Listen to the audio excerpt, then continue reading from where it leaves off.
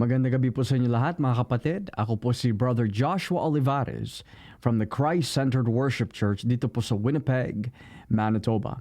At ako po ay nagagalak dahil muli ko po ay nakasama nitong gabi sa programa ang Buhay na kay Cristo. Sa ating pag-aaralan nitong gabi, ipagpapatuloy po natin dito po sa aklat ni Juan.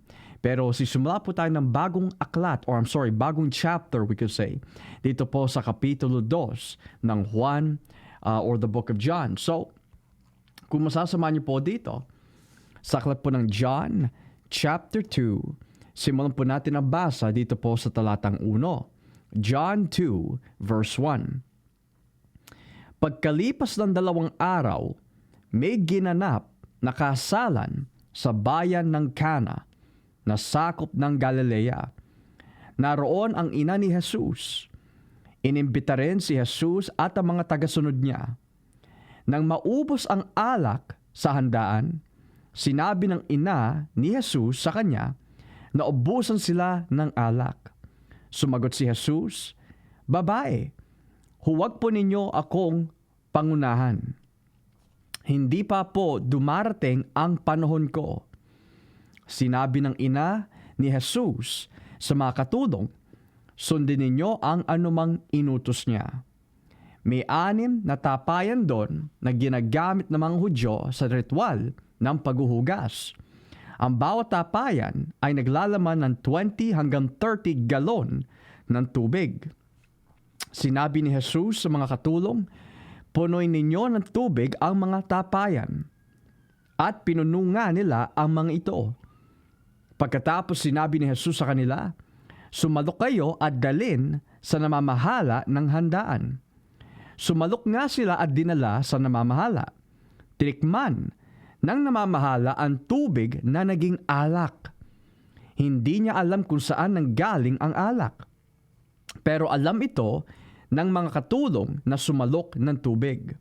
Kaya ipinatawag niya ang lalaking ikinasal at sinabi, "Karaniwan, ang pinakamainam na alak muna ang inihanda. At kapag marami nang nainom ang mga tao, tsaka naman inilalabas ang ordinaryong alak. Pero iba ka, dahil ngayon mo lang inilabas ang espesyal na alak." Ang nangyaring ito sa Cana, Galilea, ay ang unang himala na ginawa ni Jesus. Sa ginawa niyang ito, ipinakita niya ang kanyang kapangyarihan at sumampalataya sa kanya ang mga tagasunod niya. Pagkatapos ng kasalan, pumunta si Jesus sa Capernaum kasama ang kanyang ina, mga kapatid at mga tagasunod, na natili sila roon ng ilang araw. Amen? So, sa gabi po na ito mga kapatid, we're going to be learning about John chapter 2, verse 1 hanggang verse 12 kung lolobin po ng Diyos, at titignan po natin ang unang himala ni Cristo. Ang tubig ay ginawa po niyang alak. At sa gabi po na ito, maaari ang katanungan po na marami, mapakristyano o hindi kristyano. Masama po ba uminom ng alak? Masama po ba maglasing? At ano po ba ang tinuturo ng Biblia patungkol po sa word na alak? Ito po ba ay nakalasing? O ito po ba ay isang katas ng ubas ng hindi nakalasing? And bakit po gumawa si Jesus ng alak from water into wine bilang kanyang unang himala? Yan po ang ating tatalakayin nitong gabi. But before we do, tayo muna po ay pumikit, yumuko at manalangin. Heavenly Father, nagpapasalamat po kami sa magandang gabi na binigay niyo po sa amin. And I'm praying, Lord, sa gabi po na ito ay marami maliwanagan, marami mga katanungan na masagot, at maluwalhati ang Panginoon Jesus sa gabi po na ito sa aming pag-aaral together kasama ang patnubay at gabay ng Espiritu Santo na walang siyang maitaas kundi lamang Panginoon Jesucristo. We give you all the praise, all the glory, all the honor and power. In Jesus' mighty name we thank you. Amen and amen. Praise the Lord. So, nabasa po natin kanina mga kapatid, yung unang himala na ginawa ni Cristo, which was turning water into wine. Na maaari maraming mga tanong that has to do with wine. Is it allowed? Ito po ba ay permissible? Kasalanan po ba uminom? So on and so forth. But before we get there, alamin po muna po natin ang historical context ng Juan 2, talatang 1, pababa. So, balik ulit po tayo. Sabi po dito sa talatang 1, pagkalipas ng 2 araw, okay, may ginanap na kasalan sa bayan ng Cana na sakop ng Galilea. Naroon ang ina ni Jesus. Inimbita rin si Jesus at ang mga tagasunod niya. So one of the things that we know about the scenery dito po sa verse 1 hanggang 2 is that for Jesus and his whole family to be invited, maaari yung kasalan po nito was someone who was related to them. Okay? Dahil sa panahon po na yun mga kapatid, ang mga first century kasalan, lalo na po sa mga Hudyo, would not be the same ng kasalan po ngayon. For example, pag ang dalawang ikakasal ay kinasal na po, male and female that is, yun lang ang kasal na talagang karapat-dapat at tanggap ng Diyos sapagkat yun ang ordination ng Diyos that marriage be between a man and a woman. Nevertheless, in those days, ang kasalan po would be different from these days because sa panahon po natin ngayon, pag ang dalawa ay kinasal, it would last about for 1 day, okay? And then the celebration, it's up to yung mag-asawa. If they want to go on a week vacation, they want to go on a honeymoon, and that would be their case. Pero pag sila ay kinasal, that would usually take 1 day. That would be the norm. Pero sa panon po in first century kasalan, lalo na po sa panon po nila, ang kasalan po ay umaabot ng 7 araw. Or we could say 1 whole week. Now you think about that. So, kung pag-iisipan po natin ang gastusin po noon, syempre po tulong-tulong po sila sa panon po na yon, pero in first century weddings, umaabot po ng 1 linggo ang kasalan. Okay? So, that's something that we should understand concerning about yung historical background po ng wedding sa panon po na yon. Balik ulit po tayo. Verse 3. Nang maubos ang alak sa handaan, sinabi ng ina ni Jesus sa kanya, naubusan sila ng alak. Now, bakit po agad sinabi ni Mary, who was the mother of Christ sa laman, look, naubusan tayo ng alak. Do something about it. Na bakit po siya nag-react is because of the fact, in first century weddings, mga kapatid, umaabot po ng 7 araw ang kasal. So, kung naubusan po sila, let's say, ng pagkain or alak sa panon po na yon, and it would last for 7 days, then it would be a poor example on the host's part dahil po siya ang namamahala, siya ang tagapagmahala ng handaan, and therefore the host would be irresponsible kung hahayaan po niya maubusan ng alak knowing that the wedding would last 7 days.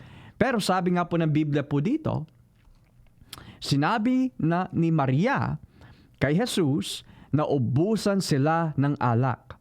Sumagot si Jesus, babae, huwag po ninyo akong pangunahan. Hindi pa po dumarating ang panahon ko.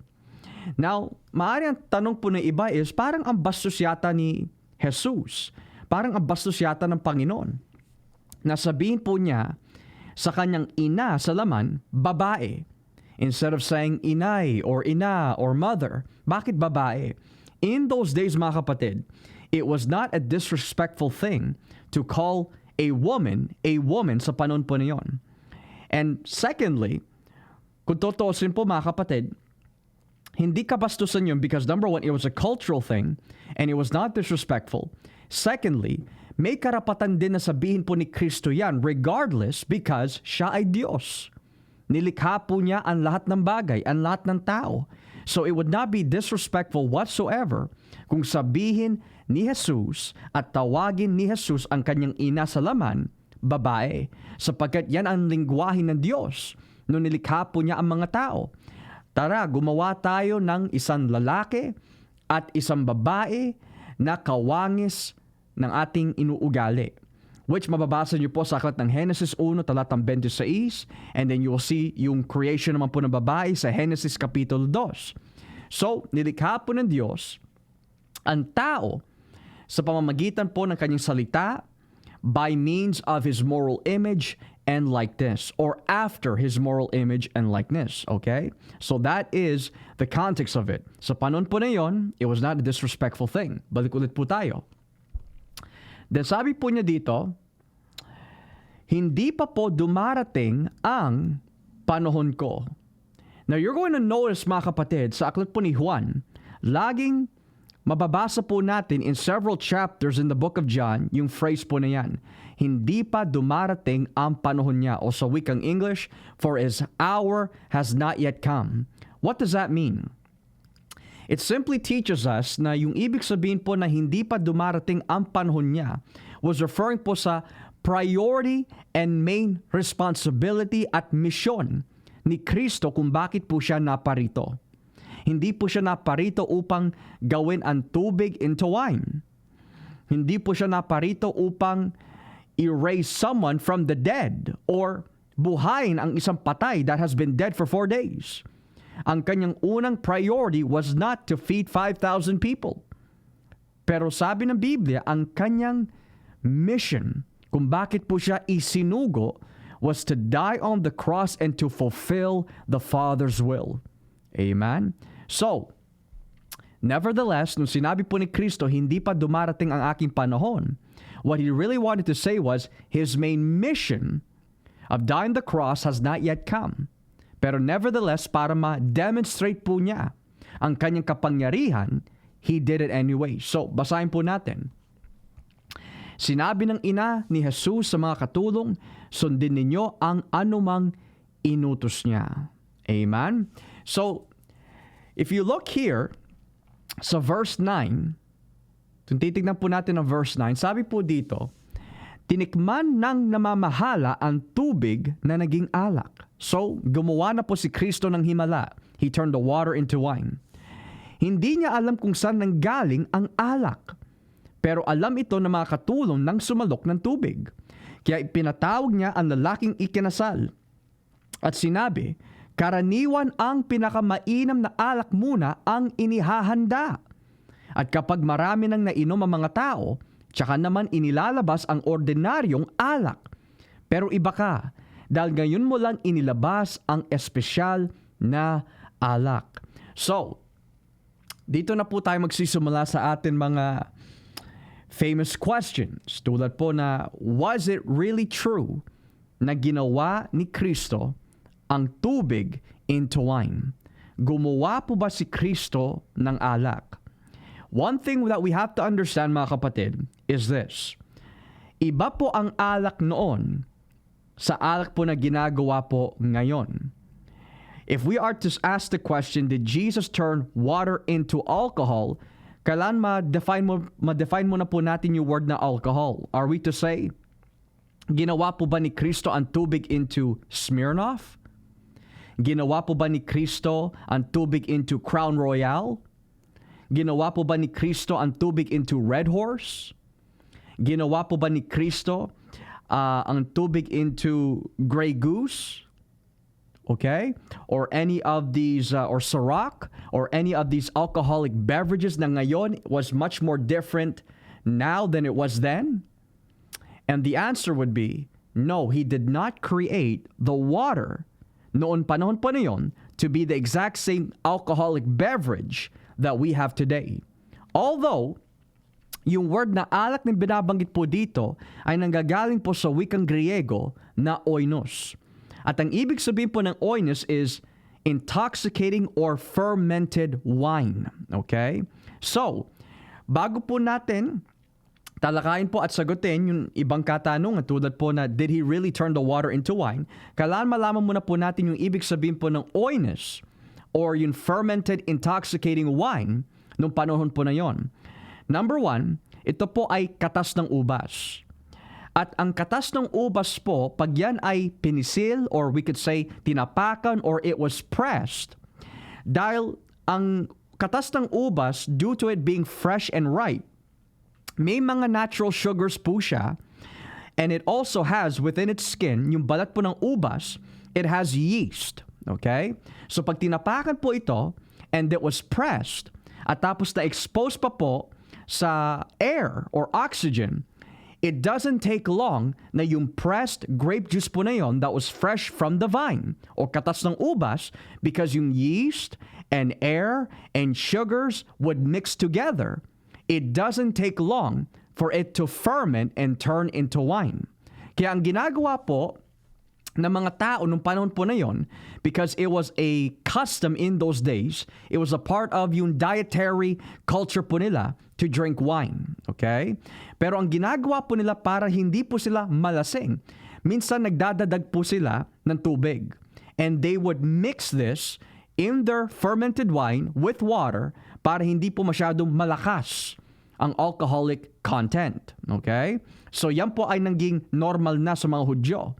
Now, another thing we need to understand is that, notice how the Bible teaches us, sinabi po ng namamahala, kung babalik ulit po tayo dito, sabi po niya, sa verse 10, karaniwan ang pinakamainam na alak muna ang inihahanda, which is to say, the best wine is usually what is served first. So yan po yung katas ng ubas that was fermented. Nakakalasing, however, it was not meant for people to be drunk with, pero yan po ang katas ng ubas that was fermented, okay? Yun po ang best wine. At kapag marami nang nainom ang mga tao, because if they drank too much fermented wine, to avoid drunkenness at naging dull na ang kanilang panlasa, ang nilalabas naman po panghuli is this. Tsaka naman inilalabas ang ordinaryong alak. So yung ordinaryong alak po na yan, or the cheap wine or the poor wine, may ibang klaseng lasa po siya that causes the taste buds, we could say, to really taste it pag naging nam na po ang taste buds. Pero sabi ng Biblia, pero iba ka dahil ngayon mo lang inilabas ang espesyal na alak. So, usually, yung good wine po na yan was the fermented wine. Yes, nakakalasing po siya. However, if mixed with water, and we have to understand din po historically, sa mga Jewish weddings, hindi po nila pinapayagan, nor was it acceptable sa panon po na yon to have drunken weddings. Sapagkat yan po ang isang bagay na hindi po nila tinatanggap.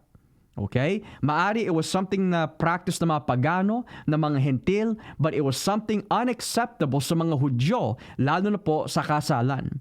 So all the other theories, tulad po ng yung mga katanungan at katwiran ng mga tao, you see, gumawa si Cristo ng alak. Kaya pwede tayong maglasing dahil sigurado nung gumawa si Cristo ng alak, nalasing ang lahat ng tao. But we have to understand something. In those days, hindi po nila ina-allow or tinotolerate yung mga ganong klaseng behavior, especially in the realm of drunkenness. Okay? Now, although fermented po yung alak, maari na ginawa po ni Cristo, by no means is it to be interpreted na yun na po ang isang lisensya o senyales na pwede na po tayo maglasing. Iba po yung maglalasing, iba po yung dietary drinking and moderate drinking sa panon po na yon na hinahaluan po ng tubig para maiwasan po ang pagkalasing. Now, another thing that's quite interesting is, kaya naging matinding himala po ito mga kapatid, because there are two types of fermentation bago po maging alak ang katas ng ubas. Yung primary fermentation, which is called primary fermentation nga po, pinipisil po nila ang katas ng ubas, and because yung katas ng ubas, when it's pressed, may natural sugars po siya, at ang coating po ng ubas o yung balat ng ubas, may yeast po yan. And therefore, sa primary fermentation, after it has been pressed, hinahayaan po nila in the open para malangap po ng oxygen ang grape juice, or malangap po ng grape juice yung oxygen, and then it would literally take mga 3 araw para yung katas ng ubas ay maging fermented or maging alcoholic. Pero very low dosage lang po ang alcohol content. So 3 araw po. On the other hand, may tinatawag po na secondary fermentation. Ito naman po ay isang mahabang proseso. Instead of leaving yung pressed grape juice out in the open, sinasarado po ito.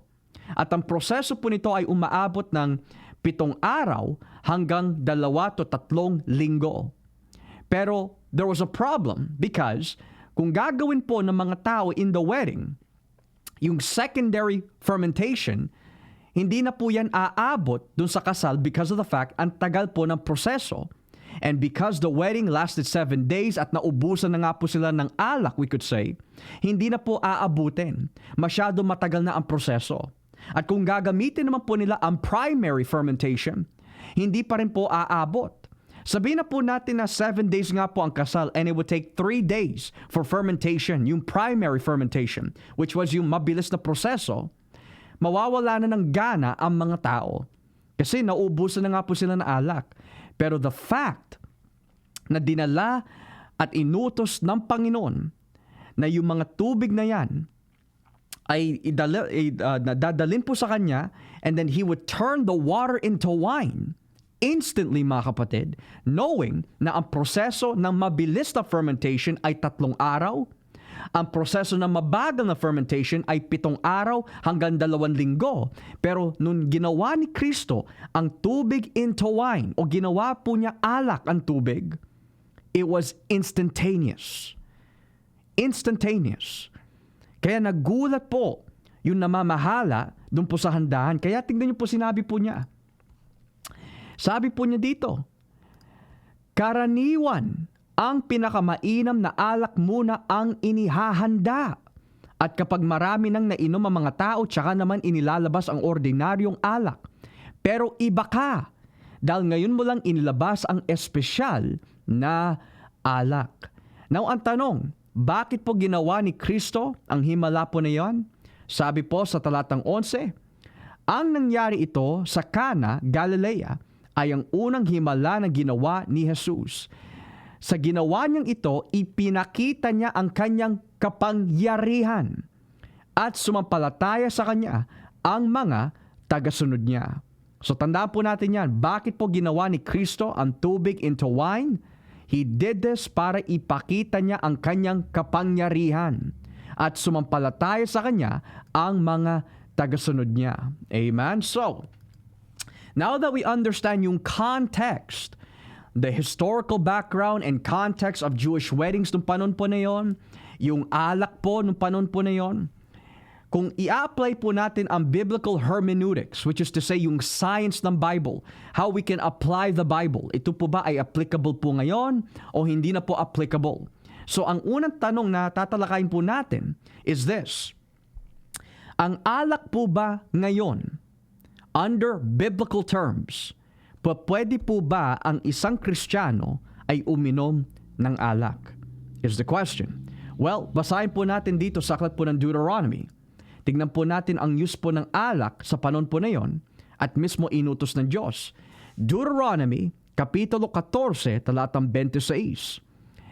Pagkatapos ang pilak na iyon, ang ipambili ninyo ng baka, tupa, katas ng ubas, notice that, katas ng ubas, o ng iba pang inumin, o ng anuman magustuhan ninyo. Pagkatapos, kainin ninyo ito ng iyong pamilya sa presensya ng Panginoon, ng iyong Diyos, at magsaya.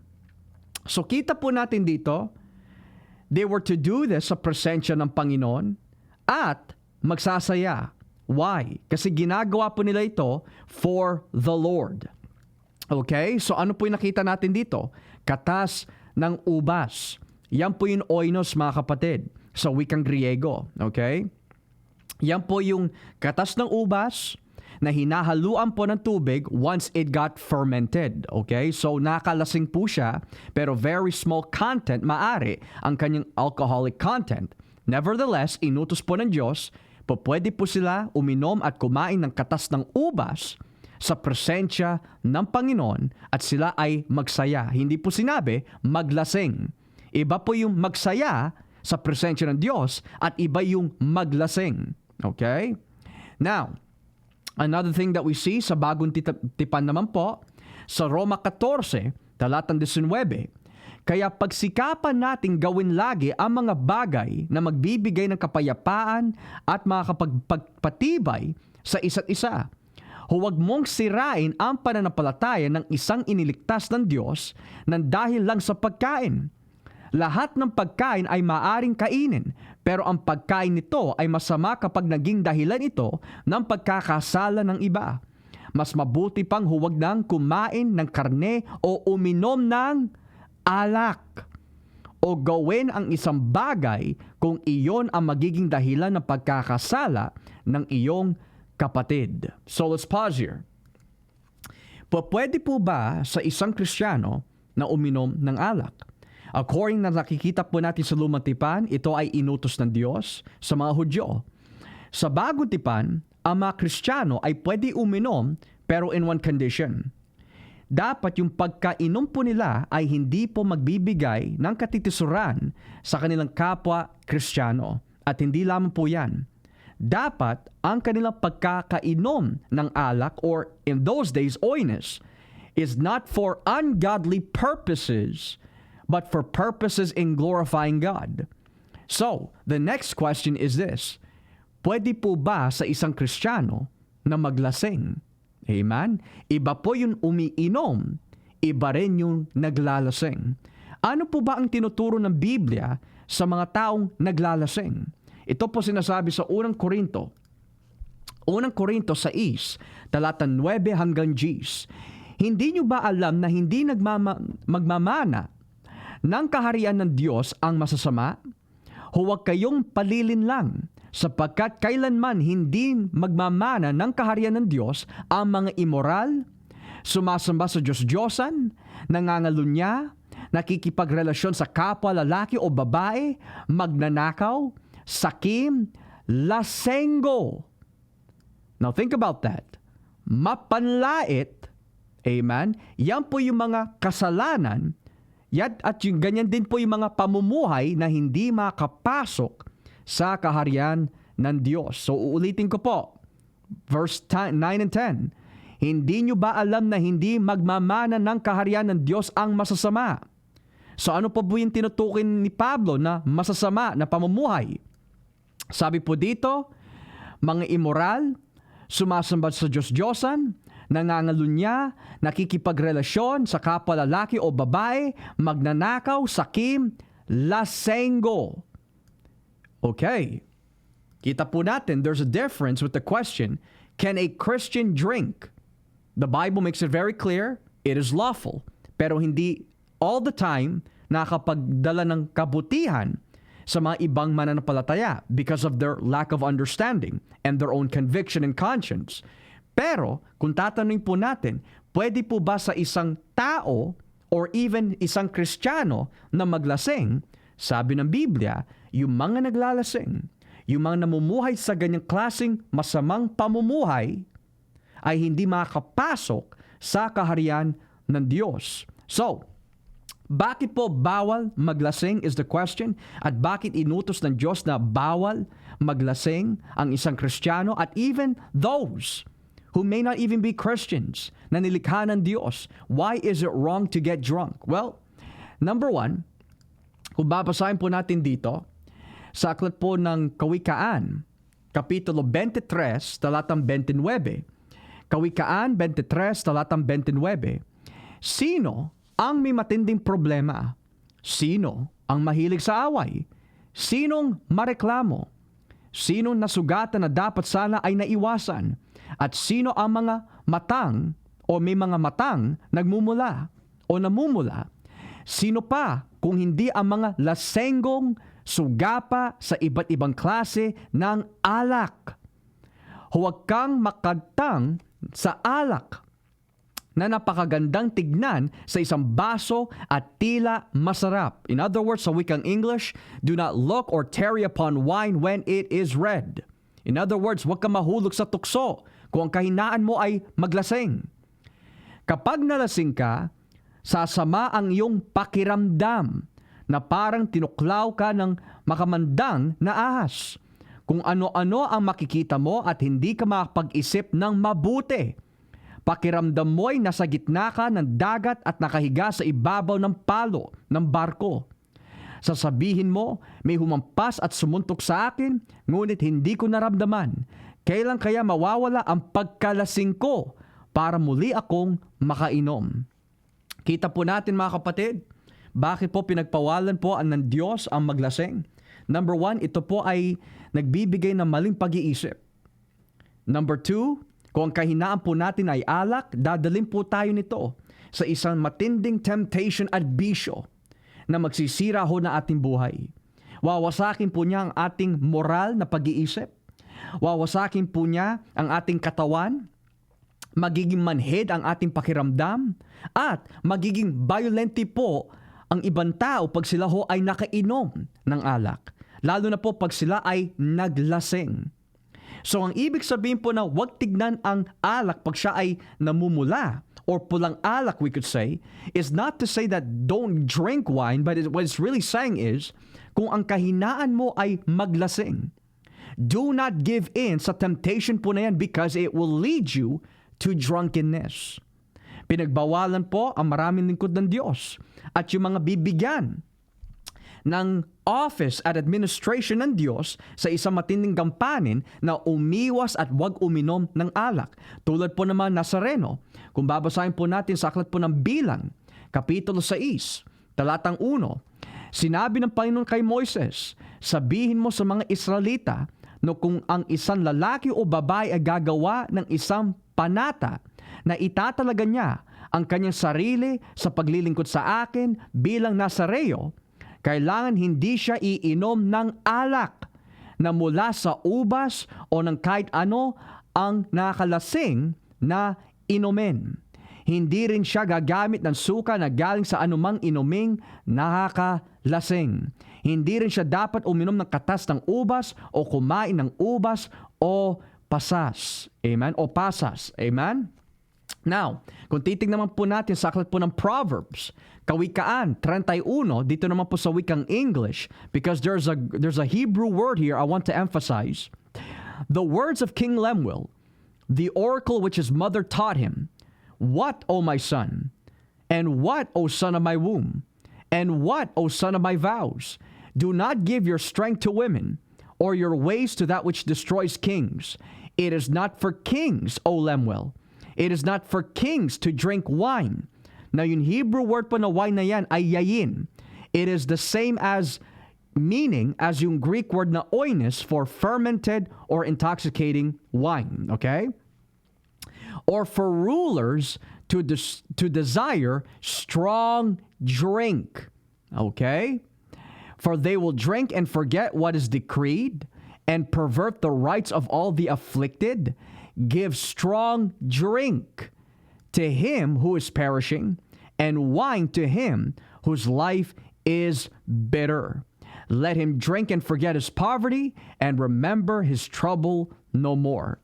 So, kita po natin kanina yung word na wine na binanggit po dun sa wikang Hebreo sa Kawikaan 31 is yayin. This was the generic and normal wine in those days that was mixed or sometimes just left fermented. Pero po, may binabanggit din po na words, strong drink, which I highlighted po kanina. At yung Hebrew word for strong drink po na ginamit po doon is not yayin, but rather shekar. At ang ibig sabihin po ng shekar is isang malakas na nakakalasing na alak. Ang shekar po was made para maglasing. Okay? Ito po ay talagang meant for getting drunk. So strong drink could be yung modern day Crown Royal po natin, yung modern day Smirnoff, or yung modern day Ciroc, or all these alcoholic beverages po na makikita po natin sa liquor mart that was meant to get drunk and for drunk purposes.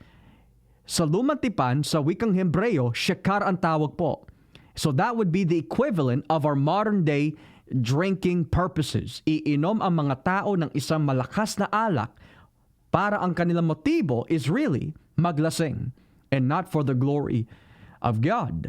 Ngayon po, the question might be, kung masama ang paglasing at ang alak pag nasobrahan ay nakalasing, then why did God even create alcohol to begin with?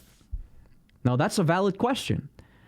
Kung ang alak ay nakaalasing at ang paglasing ay kasalanan sa harapan ng Diyos, bakit pa ginawa ng Diyos ang alak? Number one, ang alak, mga kapatid, was never meant for one to get drunk to begin with. Nung ginawa po ng Diyos ang alak, ang purpose po ng alak was a disinfectant, antiseptic at antibacterial substance. Pag ang tao po ay nasugatan, ano po ang nilalagay po niya before Band-Aid? Siyempre po, alcohol. Amen? Sapagkat ang alak or alcohol is an antiseptic, disinfectant, and antibacterial for the purpose of wounds. Okay?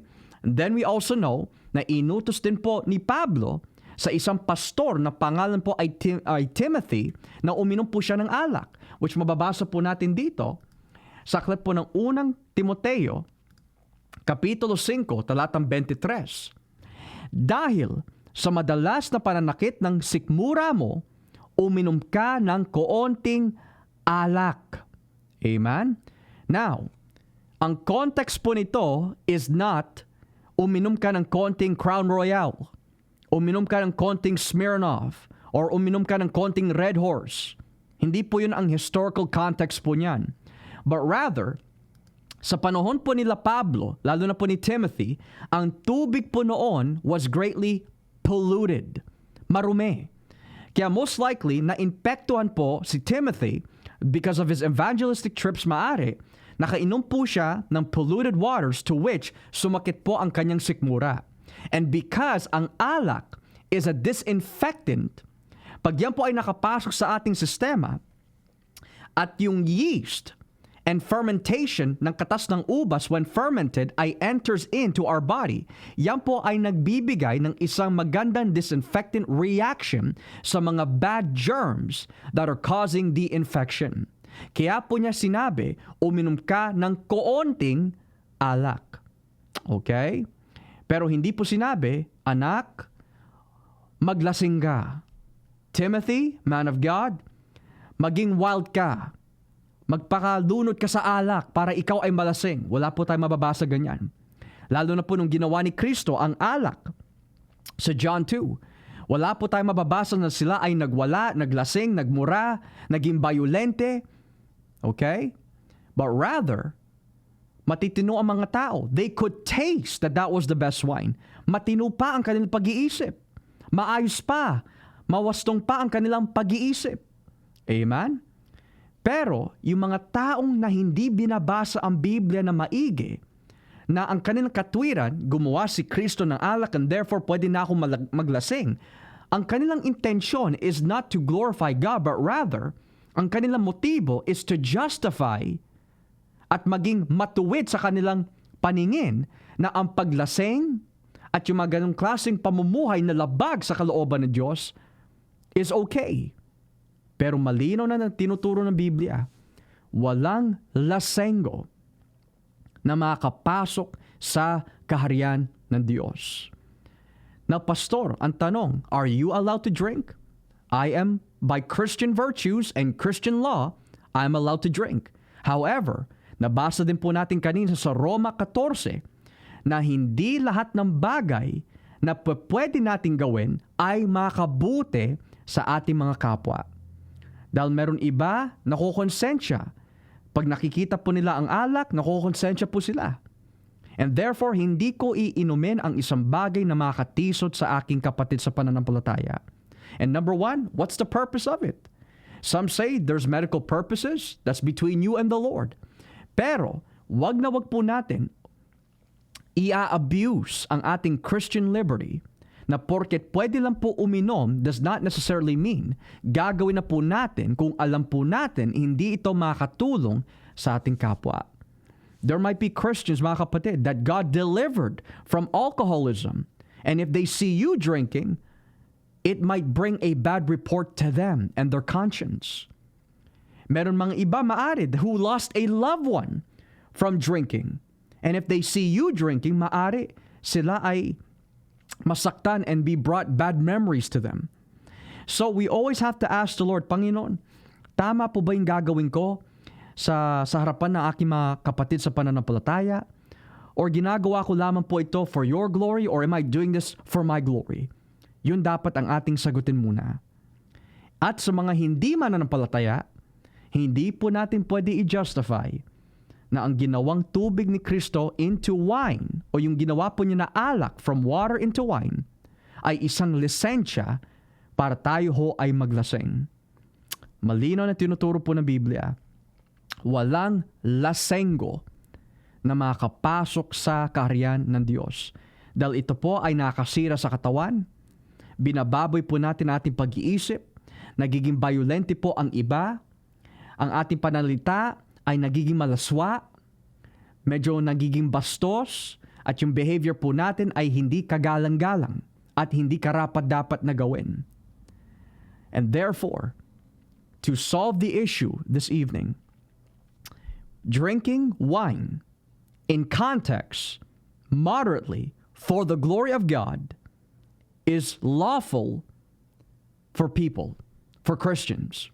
However, although ito po ay lawful, hindi po makatulong sa marami because of their understanding of this topic.